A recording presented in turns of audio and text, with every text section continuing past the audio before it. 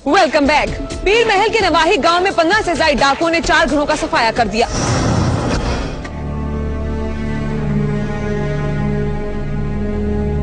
पहला निशाना ताज मोहम्मद का घर बना।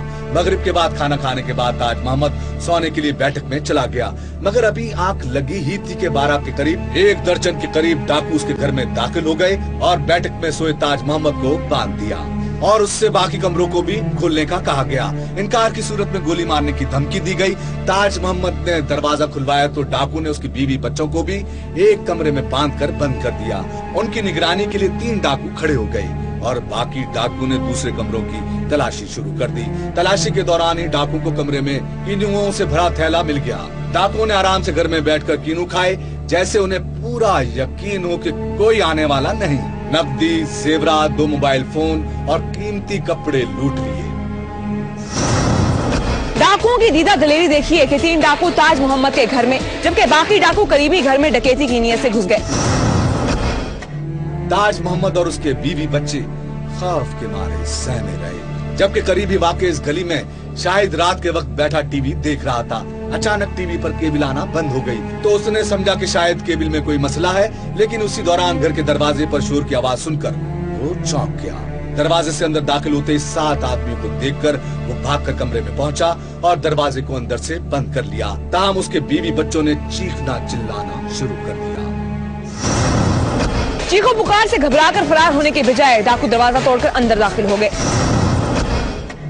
शाहिद को रस्सी से बांध दिया गया। उसके बीवी बच्चों ने मुज़ाहमत की तो डाकुओं ने उन पर भी तशद्दुद किया, जिस पर शाहिद ने कहा कि उसके बीवी बच्चों को छोड़ दो और जो चाहिए वो ले जाओ। डाकुओं ने शाहिद के घर से 5 तोले सोना और तकरीबन 2 लाख रुपए नकदी और मोबाइल फोन लूट लिए।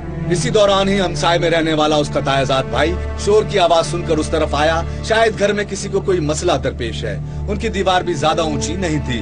वो कमरे से बाहर निकला ही था कि डाकुओं ने दीवार फलांग कर उसके घर में दाखिल होकर उसको भी पकड़ दिया और उसके घर से भी मिलने वाली कीमती अशिया लूट ली। शोर वावेला सुनकर अहले इलाका भी जाग गए और सामने अहाते में सोए हुए चौधरी मोहम्मद सरवर ने बाहर निकलने की कोशिश की तो डाकुओं ने फायरिंग करते हुए कहा कि अंदर जाओ, नहीं तो मारे जाओगे। चौधरी ने अंदर पहुंचकर फोन करके बेटे को डाकुओं की मौजूदगी की इतला दी। चौधरी ने बेटे और लोगों से असलहा समेत फौरी आने का कहा, मगर वो लोग अभी दूर ही थे कि डाकू फायरिंग करते हुए खेतों की तरफ भाग गए। लोगों ने पुलिस को इत्तला करने के लिए इमरजेंसी नंबर 15 पर कॉल की तो मोबाइल कंपनियों की तरफ से हर बार कॉल इमरजेंसी खानेवाल जाती रही। खुदा खुदा करके बड़ी मुश्किल से इमरजेंसी टोबरटेक सिंह राबिता हुआ तो पीर महल पुलिस को वकुआ की तरफ रवाना कर दिया गया। पुलिस की पहुंच से पहले ही लोग वारदात होने वाले घरों की तरफ जमा हुए तो डाकू फायदा उठाते हुए गांव की दूसरी तरफ पहुंच गए। मोहम्मद तुफैल बद्दू के घर दीवारें फलांग कर दाखिल हुए तो घर के अफराद जो कि पहले ही फायरिंग की आवाज से खौफजदा थे, उन्होंने अपने आप को कमरों में बंद कर लिया, जिस पर डाकू ने अंदर के दरवाजे तोड़ दिए और घर में मौजूद मर्दों पर असलहा तान लिया कि अगर शोर मचाया तो गोली मार देंगे। खवातीन पर तशद्दुद करते हुए उनसे तिलाई जेवरात लूट लिए।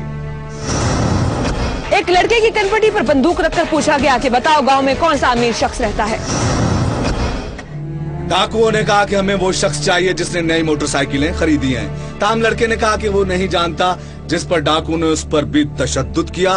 ताम फरार होते हुए कह गए कि हम दोबारा आएंगे और किसी को नहीं छोड़ेंगे, सबको खत्म कर देंगे। डकैत पैदल ही फरार हो गए। पुलिस हमेशा की तरह रिवायती तरीके अपनाते हुए ताखीर से पहुंचकर मुतासरीन को हौसला देती रही। इसी दौरान जुर्म बोलता है कि टीम का पुलिस से राबिता हुआ तो पुलिस ने मौक़िफ़ इख्तियार किया कि डकैती की छोटी सी वारदात हुई है और हम तफ्तीश कर रहे हैं। क्या कहना पुलिस के भोलेपन का। पूरा गांव लुटता रहा लेकिन पुलिस कहती है कि मामूली सी वारदात थी। अगर बर वक्त पुलिस पहुंचकर डाकुओं का ताक़ुब करती और इलाके की नाकाबंदी कर दी जाती तो मुल्जिमान को पकड़ा जा सकता था, लेकिन कानून की गफलत पर हमेशा जुर्म होता है। पीर महल हो या गुजरात, हर तरफ डाकुओं का राज।